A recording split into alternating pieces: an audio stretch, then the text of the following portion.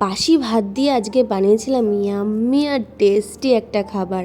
দেখো, তোমরা দেখছো কি বাসি ভাতকে ফেলে না দিয়ে তোমরা আমার মতো এরকম বানিয়ে খেতেই পারো। চলো শিখে নি কী কী লাগবে। যাবতীয় সবজি আমি প্রথমে কেটে নিয়েছি। তোমাদের বাড়িতে যা সবজি আছে তোমরা তাই ইউজ করতে পারো। ডিমটাও ম্যান্ডেটরি না, ডিম খেলে ডিম ইউজ করবে, আর নাহলে তোমরা ভেজ বানাতেই পারো। এটা কিন্তু বানাতে 10 থেকে 15 মিনিট সময় লাগে। এটা তোমরা সকালবেলা টিফিনে বানিয়ে খেতেই পারো।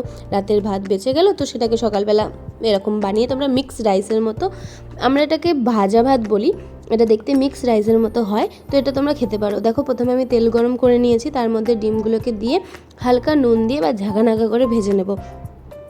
দেখো, আমি তেলের মধ্যে ডিমগুলো দিয়ে ঝাঁকানাকা করে ভেজে নিচ্ছি। এর মধ্যে একটু নুনও দিয়ে দিয়েছিলাম।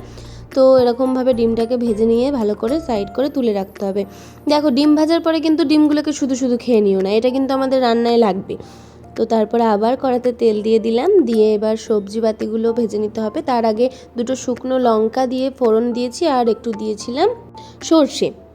তো তোমরা এটাকে স্কিপ করতে পারো, তোমরা নিজেদের ইচ্ছে মতো ফোড়ন দিতে পারো। তার মধ্যে দিয়েছিলাম হচ্ছে পেঁয়াজগুলোকে ভেজে নেওয়ার সঙ্গে সঙ্গে আমরা বাকি সবজিগুলোকেও দিয়ে দেবো।